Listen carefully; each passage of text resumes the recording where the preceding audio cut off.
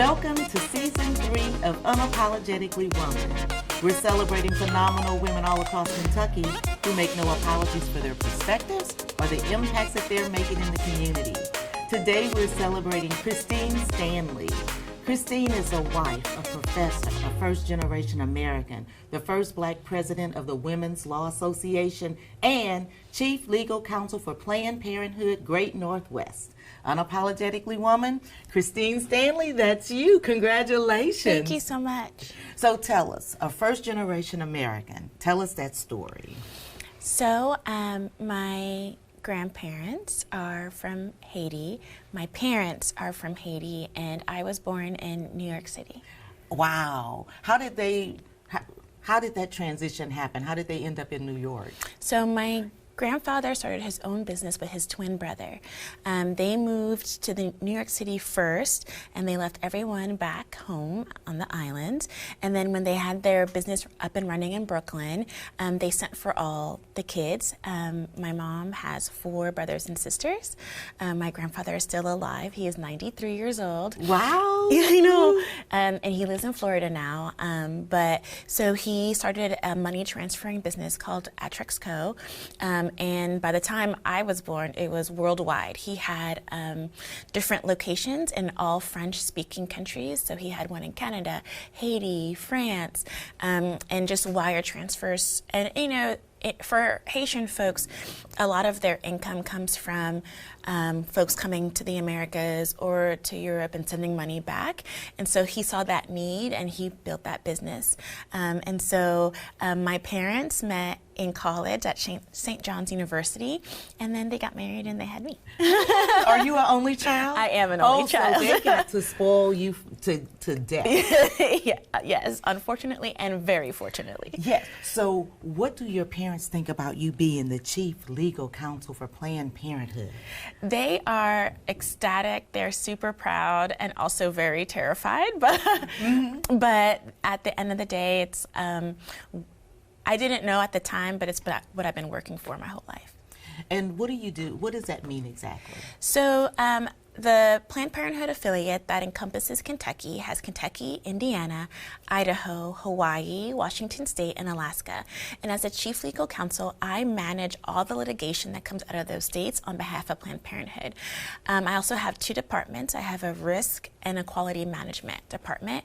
And so those 2 departments try to prevent litigation and also examine all the health centers from like a bird's eye view, and we try to make it better every month. We try to make it better, see what we're not doing so well, see what we're doing really, really well, see how we can improve all of our healthcare. And so there's been a whole lot of conversation over the last forever about Planned Parenthood. Where do we see Planned Parenthood going, especially in Kentucky with the abortion ban? Well, the great thing about Planned Parenthood is that we provide all types of health care. And so abortion is a big part of our practice, but we also do cancer screenings. We also are starting to do vasectomies. We also do vasectomies. Yes. Wow. Yes. Anything reproductive health care. We are also the #1 provider of gender affirming hormone care in the region. And so we do a lot for many, many people. We try to serve low income and we prioritize women and folks who have reproductive health issues. Well, and I think that that's very important because everything around a woman's health care will affect her whole life, really. The whole life, your community that you live in, the state that you live in, the city, and the whole nation. It is so important to take care of women and take care of them and their own bodily autonomy. Well, and okay, so you've got a couple of firsts here too. You're the first black president of the Women's Law Association. How does that make you feel? It feels amazing, honestly. I didn't see myself in that position. I didn't see myself as an attorney for a very long time. And so to be able to hold that title after so many wonderful women have come before me it's an unbelievable feeling. What do you mean you didn't see yourself as an attorney? Well, it's just my parents were not attorneys, my grandparents were not attorneys. No one in my family, in my immediate family, is an attorney. And so it's just not something that I grew up listening to or hearing or understanding. And so it was a very difficult process for a long time. What made you go in that direction? I wanted to be a doctor, to be honest, and I went to college, and it was overwhelming. I could not grasp certain concepts that I thought were necessary to become a doctor. And so I was talking with my mom and talking with my counselor, and I like people, I like public speaking, I like to read, I love healthcare. I already had a bunch of science experience. And so becoming an attorney, becoming specifically a healthcare attorney, just kind of brought it all together. Married the two. Yes. The two. That's awesome. Yes. So you have another first woman partner. Tell us about that. Yes, that was actually, I didn't know that. First black woman partner. Yes. At my previous firm, our Lexington office, just didn't have one. And then they nominated me, and the big partner was like, absolutely. And then after a while, we were just talking about it, and they're like, I think you're the first black woman partner. And I was like, oh my God, that is just so amazing. Again, because part of being a partner is bringing in associates. And it was so nice to be able to go to the law schools and talk to students and show them, hey, this is a path that you can take as well. Always encouraging people. Always. Well, and so Always. when you were in private practice, you focused on malpractice. Tell us about all of the things that you focused on in practice. Yeah, so most of my clients were healthcare facilities, so it could be like a nursing home, a hospital, or they were actual providers, so doctors, nurses, therapists, CNAs, the whole gamut. If you provided some sort of medical care, I was your girl. And also, if you want to have a cookout, you're the girl too, because you love to cook. I do. And feed other people. I do. I don't really cook for myself, so every day I'll probably either frozen meal, but if I'm throwing a party, I love to cook, and I love to introduce folks to Haitian food. And so I try to pull from my grandma's recipes and share it with the world. Oh, that's awesome. That's awesome. But so you're also, we're going to brag on you today, Christine. You're also one of the top-rated healthcare attorneys in the nation. Yes, and that was actually really, really special because that is nominated by your peers. And so that just meant that other attorneys that I've worked with, even attorneys that I've worked against, nominated me for that and kept that going for, I think, 5 years or so. See, I think that's pretty awesome. And when it comes from your peers, it's different because, okay, you might not like me, but if you like me enough to say that this is an achievement that I should hold, then yay. Yeah, exactly. And so that was also another surprise, and in the course of my career, was because sometimes you're just in the grind, right? You're just working, and you don't really look up and take a breath. And so every time someone nominates me, it's just a moment for me to take a breath and say, oh my God, all this hard work is paying off, or someone's seeing it. And it's so nice because, your parents will always be proud of you, or your husband or your best friends. They're always like, oh yeah, you're doing so well. But when not random people, but people outside of your circle are paying attention, it's really nice. It does hit a little bit different. Yeah. It really does. Yeah. But you're also a lecturer, you are a presenter, you're everything. You're everything. So tell us about, you present seminars on certain topics. What about those? Yes, so different organizations or conferences, my next one will be the audiology folks at UK.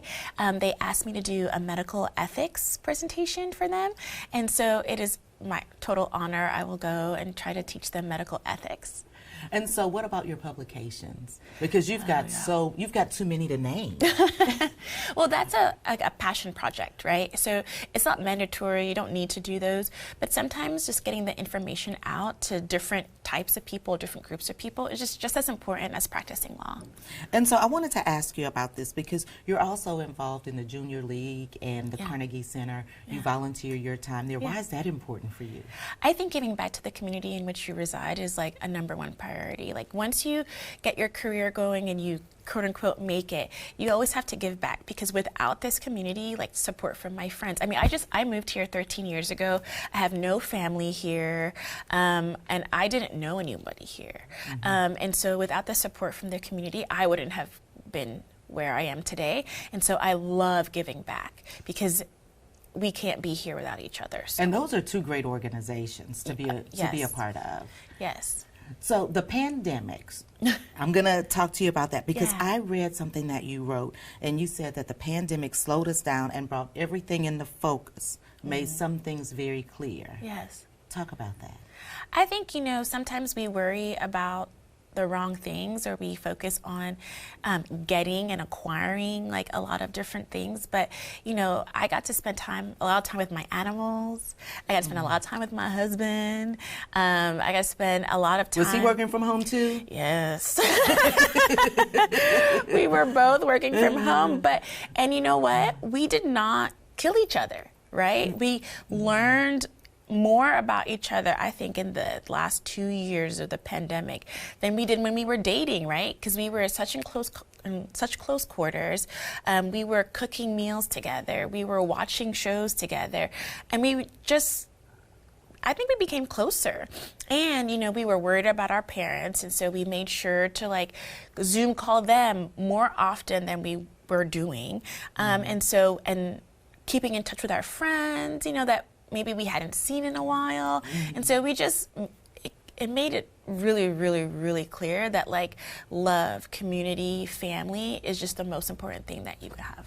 And so not only were you quarantining, I guess, or secluded with your husband, but you also have 3 dogs Yes. and a cat. Yes. Tell us about those. Chaos. Absolute chaos. But their love also kept us from going crazy, right? They didn't know it was a pandemic. They were just like, oh, mommy and daddy are home every single day, all day. They were having so much fun, coming in on our Zooms. They loved it. We're really lucky that we had a doggy door too, so like they can go out and play and then come back. I mean, they definitely run our household. Well, it sounds like it. It sounds like it. What are their names? We have Starbuck, Apollo, Athena, and they were named after Battlestar Galactica characters. Okay. And then we got Poppy, and Poppy, that was her name from her previous owner, so we just kept it. That sounds wonderful. So, Christine, I'm going to pitch it to you for the last word. For young girls or young women that are watching, what kind of words of encouragement might you give them about perseverance? Oh, wow. Keep pushing, call me. If you need a mentor, if you need someone to lean on, I'm always here to be an ear, to guide you, anything that you need, I'm always here. And also, if people are telling you that you can't do something, go find someone who did it and then just talk to them and then let those other people go. I'm going to that's it, Christine. Yeah. Congratulations. Thank you so much. I really appreciate being here. Absolutely. You guys heard it from Christine. Let those other people go. Find somebody who's doing it and talk to them. Continue to watch as we celebrate other phenomenal women just like Christine, who's building our community and making it stronger. I'll talk to you soon.